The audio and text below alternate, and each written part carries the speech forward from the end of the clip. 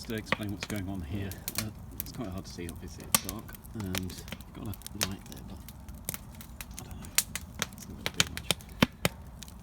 The bottom of this is, I think it's a 15 kilogram caloric gas butane tank.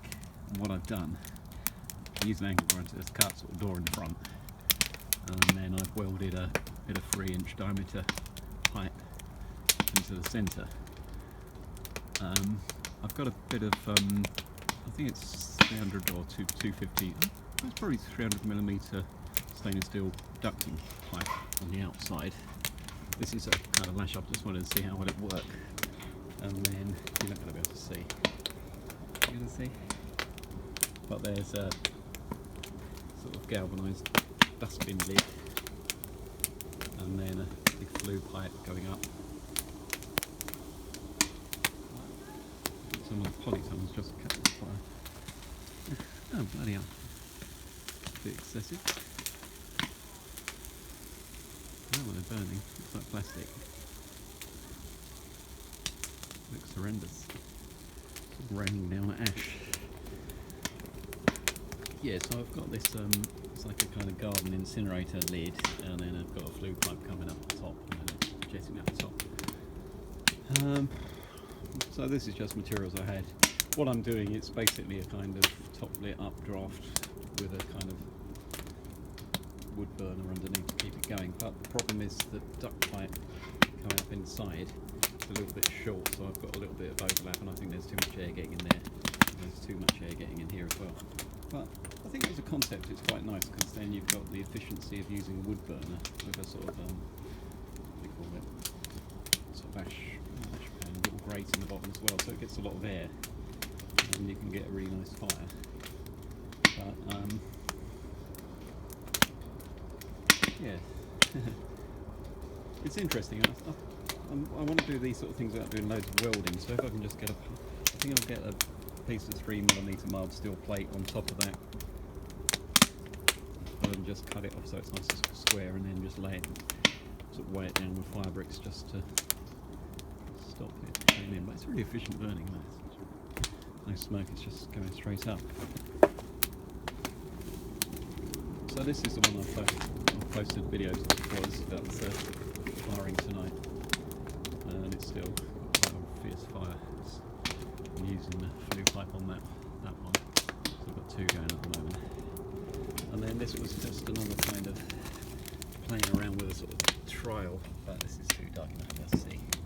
I've just got a stacked kind of concrete drive sets with some large air spaces to kind of make a little sort of kiln at the bottom, so that's like the bottom stage. And then what I want to do is have that, whether it's 25 or I don't know how many kilos or litres that drum is, but that's like an inverted drum, and I've just punched holes in the top. But I want to get another drum the same size as that one, so it's sort of 60 litre around the outside, and then just do the same as that. So rather than firing it from the top and letting it burn down, I'll have a bit of a sort of rocket stove thing going on, built up with a concrete block. So it's quite nice, because then you're not using lots of welding and things. You just yeah, it's not going to see. I'm going to sharp tool, is it? I don't like.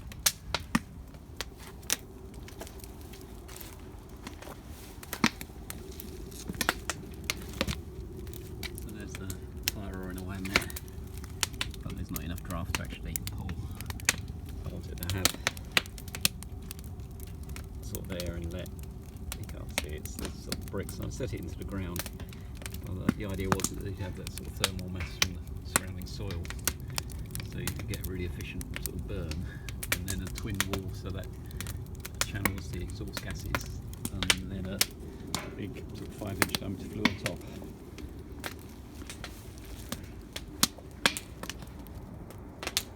Yeah, I think a combination of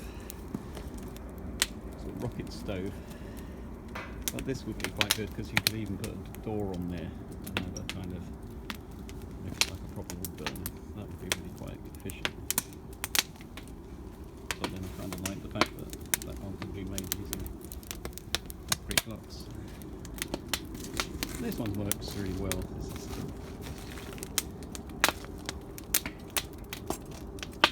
I think what would be nice is with this type, once you've got the heat in that sort of kiln at the bottom with the bricks and kind of fire bricks and things, you'd have the flexibility of having a lid, so you could take the lid off the drum,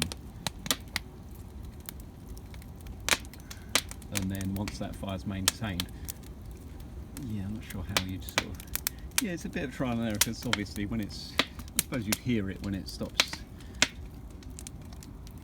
sort of jetting with the burning the wood gas, but then you could take off the top drum, which would just be like a kind of sleeve. It'd have the top and bottom cut out, or I could just have the bottom cut out and then I could just put the flue straight on. I kind of like having a lid so you can lift the lid and then see what's going on. So I'll do some sketches of these or some animations so it's a bit clearer, but it's a different way of doing things.